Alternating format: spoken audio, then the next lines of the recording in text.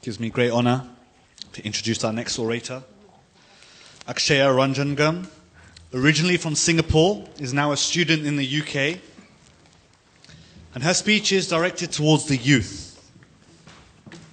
When we think about Akshaya, naturally, she's a performer, she's a dancer, and culturally rooted. Akshaya's speech is titled, Dissecting Our Destiny. Dissecting Our Destiny, Akshaya Rajangam.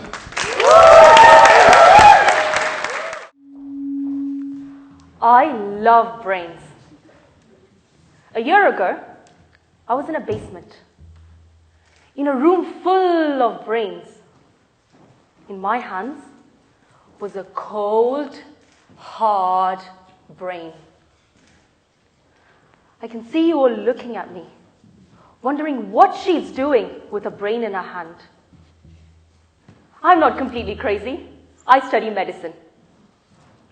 My aim that day was to learn the anatomy of the brain.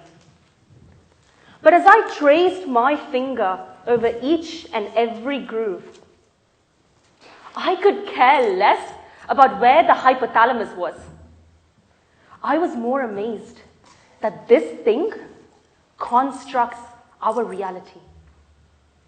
Everything we think, we see, we do, is down to thousands of connections flying from area to area in a speed faster than this.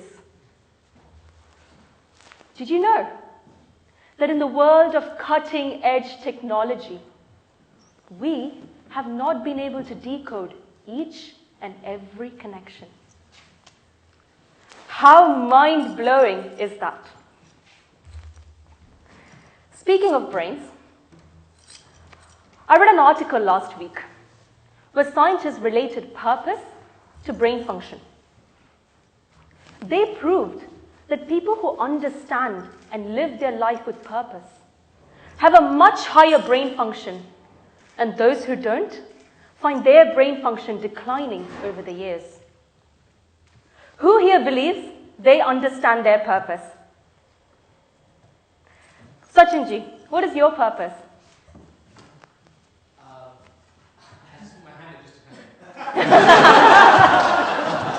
You know what? Most of us university students probably feel the same way. We're all so focused on exams, jobs, relationships, that there's just no room for us to look beyond. But what happens if we lead our lives without understanding our purpose? Today, we're going to go on a brainy adventure. We're going to shrink ourselves right down to the size of an atom. So imagine how small this is. And we're going to put ourselves into a microscopic submarine. And in this submarine, we're going to dive into the brains of 3 young people across 3 different points in their life. Let's see how their purpose shapes their destiny. Fasten your seatbelts, because our first stop is right back to the first week of university. Can we remember our first week of university? Who can remember? Ritesh, how did you feel? Nervous. You know what? I think our 3 characters felt the same way. Let's meet them. The 3 of them are seated in the same table in the Hindu Society welcome dinner. Our first character is Shyam. Shyam's that cool dude we all know. Fresh fade, flashy car, surrounded by girls. As we dive into Shyam's frontal lobe, these are his thoughts. I know I'm the coolest guy here. Where are all the hot girls? Hello. I need to start working out. We all know a Shyam, don't we? I see Bhakti cracking right up. Our second character is Sanjay. Now, Sanjay is an overthinker. He's shaking his legs, twiddling his thumbs, constantly worrying if he's saying or doing the right thing. Our final character has a calm face and a smile. Everyone looks at him, wondering who he is. When he begins to talk, everyone in the room wants to be his friend. Our Brainy adventure continues to our second stop, the final university examination. Now imagine this big hall soaking in the sweat and anxiety of 500 students. I have my exam in a few days and I am not looking forward to this. Probably asking what I'm doing here. Our three characters are seated one behind the other. Cool dude Sham is lost in thought. Not about the exam, but about how he was going to propose to his girlfriend. Hina Ben, I think he might need a mandap soon. Sanjay. Now Sanjay is rocking his chair back and forth. And as we go into his frontal lobe, my, so much thought, so much noise, no substance at all. It's like that Friday evening Star Plus serial that our bars watch.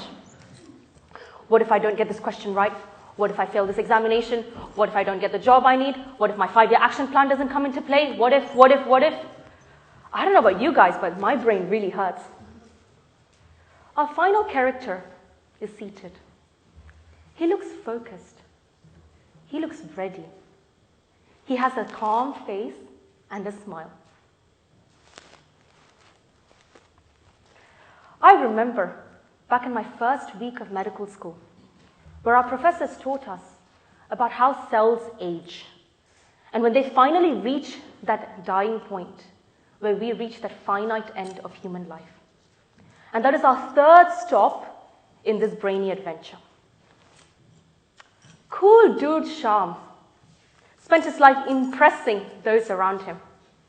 But he didn't take care of his brain at all. So in the last few moments of his life, with whatever little brain function remained, he was too busy thinking if people will remember him, or if in Swargalok there will be beautiful Apsaras. Sanjay, our overthinker Sanjay. Sanjay had a stable life, but spent his every moment worrying up until the last point, wondering if he could have done something more. Let's do a quick recap of our characters to see if you're all paying attention. Name our first character. Sham. Name our second character. Sanjay. Name our third character. That's right. I completely forgot to introduce our third character, didn't I? I think he deserves a proper Oscar-style introduction now.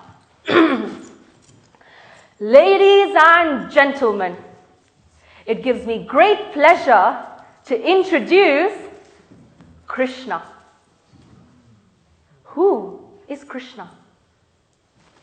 What does Krishna's brain look like? In our submarines, we're going to journey right through to the center of Krishna's brain. Krishna had many challenges. Financial hardship, he had to support his family, he had to shoulder so many responsibilities. But he embraced them with courage and vigor. So right here in the amygdala, we see him mastering virya. In the deeper centers of memory and processing, we see the depths of knowledge that Krishna has gathered through the years, from dharmic philosophies to the Bhagavad Gita. But he made sure to impart and implement each of these lessons. He masters jnana. I do not know a more hardworking or dedicated person than Krishna. But as passionate as he was to his work, he never went after the rewards of his action. So right here at the hippocampus, we see him mastering vairagya. As we continue through to Krishna's frontal lobe, we see his captivating presence, just like in our first story. He takes everyone on a journey and adds just a bit of positivity. He masters Shri. Krishna's a leader. He attains the sovereignty in all the hearts he touches, and he gains everyone's respect. He masters yashas. But most importantly, Krishna is like a banyan, rooted, that he never let the winds of uncertainty sway him. He was rooted in his dharma, that he mastered Aishwarya. Virya, courage. Jnana, knowledge. Vairagya, dispassion. Shri, beauty. Yashas, leadership. Aishwarya, rootedness. These 6 inspirational qualities of mankind, the 6 qualities of Bhaga, led Krishna in our world today to become Krishna Bhagavan. Our brainy adventure comes to an end. But just for you guys today, on this special day of Samarop, I have one more adventure. This time, we're going to take our submarine and we're going to travel right into our brains. We saw Shyam's brain, we saw Sanjay's brain, and we saw Krishna Bhagavan's brain. What is our brain going to look like?